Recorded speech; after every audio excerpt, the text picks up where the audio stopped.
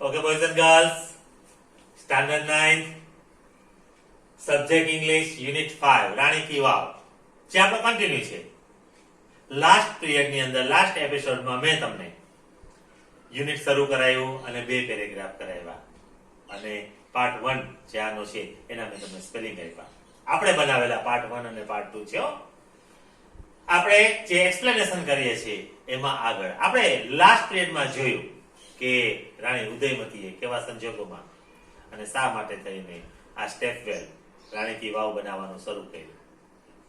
બરાબર. હવે એમાં આગળ વધીએ છીએ. હવે કેવડી છે એની ડિટેલ્સ આપણે જોઈએ.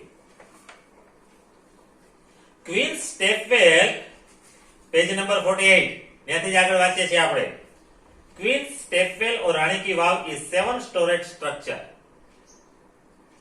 આ જે ક્વીન્સ સ્ટેપવેલ રાણીના પગથિયાવાળો કૂવો અથવા Rani ki Vav is a 7 storage structure. 7 માળની એ વાવ છે. હું કૂવો નહીં બોલું, વાવ બોલીશ. કૂવા તો બધે જગ્યાએ જોવા મળે. ગમે ની વાડીમાં જાય તો કૂવો હોય, વાવ ન હોય. વાવ તો એ આપણે ઘણા નસીબમાં જોવા પણ ના મળી. પણ હું તમને કહું છું કે આપણે આપણી બાજુમાં જ રાણાવાવ આવેલું છે. રાણાવાવના સ્ટેશન પ્લોટમાં જડેશ્વર નામનું એક મંદિર છે. ત્યાં તમે જાઓ તો ત્યાં તમને વાવ જોવા મળશે. પગથિયા ઉતરીને પાણી સુધી જઈ શકાય.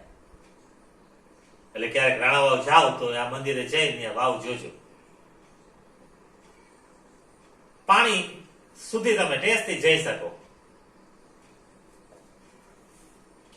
This east-facing stepwell is 64 meters long, 20 meters wide and 27 meters deep. આ 7 માળની જે વાવ છે ઈસ્ટ ફેસિંગ છે, પૂર્વાભિમુખ છે. એના પગથિયા કઈ બાજુથી શરૂ થાય છે? પૂર્વ બાજુથી શરૂ થાય છે. is 64 meters long, 64 મીટર લાંબી છે. જે લંબાઈ છે 64 મીટર છે. કારણ કે પગથિયા આવે, પગથિયા પાણી સુધી પહોંચવા માટે એમ લંબાઈની 64 મીટર છે. વાઇડ 20 મીટર્સ વાઇડ, 20 મીટર પહોળી છે. એન્ડ 27 મીટર્સ ડીપ, અને 27 મીટર એ જમીનમાં ઊંડી છે. 27 મીટર બોલિયા એટલે કેટલું સહેલું લાગે આપણને. 64 મીટર લાંબી, 20 મીટર પહોળી અને 27 મીટર ઊંડી. આમ ડબલ ડિજિટમાં આપણે બોલી ગયા. પણ તમને એક વસ્તુનું ઉદાહરણ આપું કે તમારે મમ્મી જે સાડી પહેરે છે સાડી છે 5.5 ફૂટની છે, 5.5 મીટરની છે. બરાબર ને? મીટરમાં માપો તો હવે તમે ક્યારેક એ સાડીનો છેડો લઈને આમથી આમ 2 જણા લાંબા થાજો છીએ, ખ્યાલ આવશે. મકાન આપણું જે છે એની ઊંચાઈ, તમારો ઓરડો છે એ ગ્રાઉન્ડ ફ્લોર ઉપર હોય તો 10 ફૂટનો હોય છે. 3.25 ફૂટ એટલે 1 મીટર કરીએ છીએ આપણે. બરાબર ને? તો તમે જુઓ તો 10 ફૂટ એટલે 3 મીટર જેટલું થયું.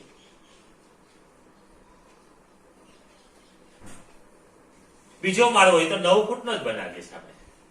ત્રીજો માળ, ચોથો માળ 9 ફૂટના.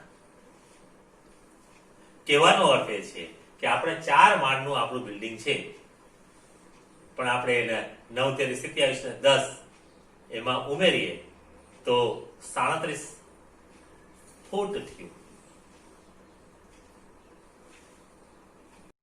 તો this east facing stepwell is 64 meters long, 20 meters wide and 27 meters deep. 64 metre લાંબી છે, 20 મીટર પહોળી છે અને 27 મીટર ઊંડી છે. Each sculpture, passage, pillar and pavilion in this magnificent structure has enchanting carving.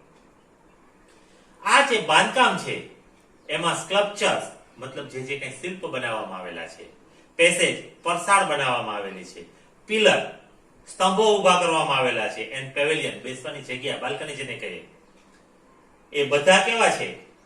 મેગ્નિફિસન્ટ structure has enchanting carving. દરેકમાં કોતરણીઓ કરવામાં આવે છે. એમને પાણા મૂકી નથી દીધા, એમ પ્લાસ્ટર નથી કર્યું.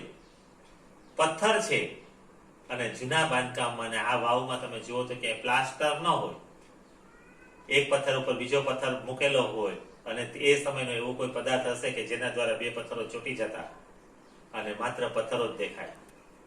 તમને ક્યાંય બે પથ્થરો વચ્ચે સિમેન્ટ કે રેતી કે એવું કાંઈ ન દેખાય. તો એના વડે બનાવેલું એ અને એક એક પથ્થર ઉપર કોતરણી કરવામાં આવી છે. On its side walls there are around 800 sculptures. અને એની જે સાઈડની દિવાલો છે 800 જેટલી મૂર્તિઓ છે એના ઉપર. જુદા જુદા સ્થાપત્યો છે. There are nearly 400 big sculptures of different gods and goddesses in the wow at present. હાલમાં પણ જુદા જુદા દેવ અને દેવીઓની 400 જેટલી મૂર્તિઓ દિવાલમાં લગાવેલી છે, સ્કલ્પચર છે. These numbers would have been many more in the past in its original structure. ભૂતકાળમાં એનું જે મૂળ રૂપ હતું એમાં તો આ જે મેં 400 બોલ્યો છે એના કરતા અનેક ગણું વધારે મૂર્તિઓ હતી. પણ અત્યારે આવી પ્રાચીન મૂર્તિઓ જેને આપણે કલાના ઉત્કૃષ્ટ નમૂના કહીએ એ લોકો ત્યાં જાય અને બગાડતા હોય છે. હવે તો વર્લ્ડ હેરિટેજ થઈ ગયો એટલે ત્યાં પહેરો મુકાઈ ગયો, એનું સંરક્ષણ થાય છે. એક સમય ત્યાં કોઈ ધ્યાન રાખવા વાળું નતું તો લોકો એ મૂર્તિઓ પોતાના ઘરે લઈ ગયા.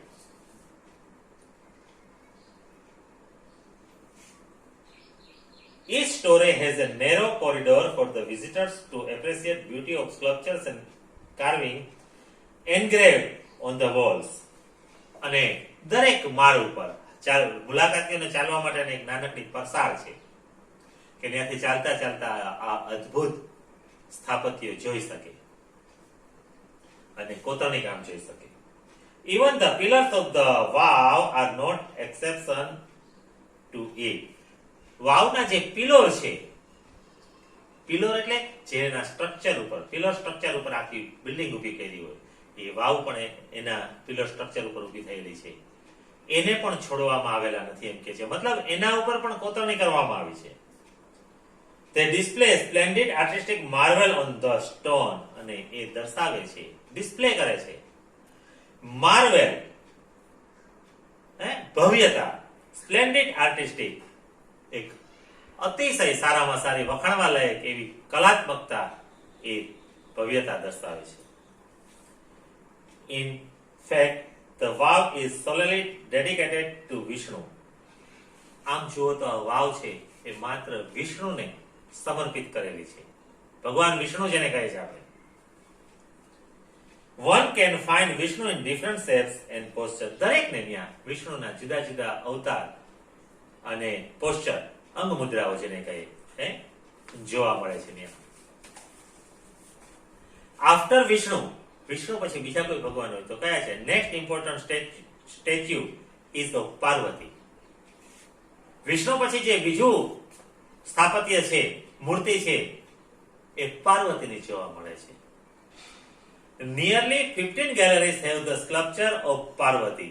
લગભગ 15 એવી ગેલેરીઓ છે કે એમાં બધા પાર્વતીના જ સ્કલ્પચર આપવામાં આવેલા છે, મતલબ શિલ્પો આપવામાં આવેલા છે. 12 statues of goddess Gauri together at the same place are rarely found anywhere. Gauri આપણે કહીએ ને પાર્વતી ગૌરી, દેવીની પાછળ ગૌરી શબ્દ લગાડીએ, મતલબ માતાજી, માતાજીના 12 સ્વરૂપ એક સાથે અહીં જોવા મળે છે, બીજે ક્યાંય જોવા મળતા નથી. 12 statues of goddesses Gauri together at the same place are rarely found anywhere. બીજે ક્યાંય ના જોવા મળે એવા ગૌરીના 12 સ્વરૂપો અહીં જોવા મળે છે. The Sun Temple of Modhera has it. Sun Temple Modhera છે, ન્યાય છે. This wow has also all the 12 statues of Gauri, namely, જે આપણે ગૌરી દેવીની જે કહીએ છીએ આપણે, એના 12 સ્વરૂપ છે. એના નામ છે, પેલું નામ છે ઉમા, બીજું પાર્વતી, ત્રીજું ગૌરી, ચોથું લલિતા, પાંચમું શ્રીયા, છઠ્ઠું કૃષ્ણા, સાતમું મહેશ્વરી, આઠમું રંભા, નવમું સાવિત્રી, 10મું ત્રિશંદા, 11મું તોતલ, ટોટલ ના વાંચતા, ટોટલ નથી, તોતલ છે, તોતલ, એન્ડ 12મું જે છે ત્રિપુરા. આ 12 દેવીઓ છે અને 12 દેવીઓના સ્વરૂપો આપણને રાણી કી વાવમાં એની મૂર્તિઓ જોવા મળે છે. Besides, there are many statues of gods and goddesses. ઉપરાંત ઘણા બધા દેવ અને દેવીઓની મૂર્તિઓ પણ ત્યાં છે. Such as ગણેશા, ગણેશ ભગવાન, અગ્નિ, વાયુ, સૂર્ય, ભૈરવ, ચામુંડા, બ્રહ્મા, ઇન્દ્ર, ઇન્દ્રાણી, વૈષ્ણવી, વારાહી, મહાલક્ષ્મી, કુબેર, એટસેટ્રા વગેરે વગેરે. આટલા દેવ દેવીઓની ના સ્કલ્પચર્સ, મૂર્તિઓ પણ ત્યાં દિવાલોમાં કોતરીને બનાવવામાં આવેલા છે.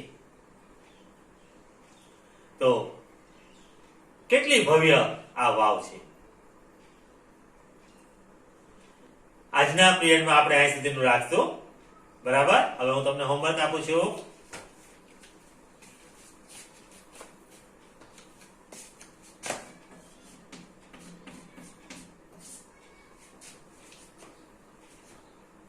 આજનું તમારું હોમવર્ક છે જે મેં તમને ગુરુવારે કરાવેલા સ્પેલિંગ, મતલબ બીજે દિવસે કરાવેલા. 2 પાર્ટ પાડ્યા, પહેલો પાર્ટ અને બીજો પાર્ટ.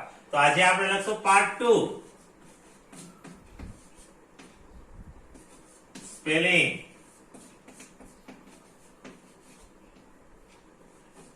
એક વખત લખો અને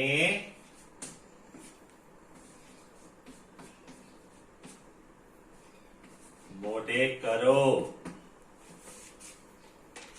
સ્પેલિંગ મોઢે કરવાના છે. તમે જોયા કેટલા કેટલા નવા નવા શબ્દો આવ્યા, સ્પેલિંગ આવ્યા. બરાબર. તો વ્યવસ્થિત કરો. બાકીનો પાઠ આપણે નેક્સ્ટ વીકમાં લેશું અને પછીના એપિસોડમાં લેશું. તો okay boys and girls, have a good day.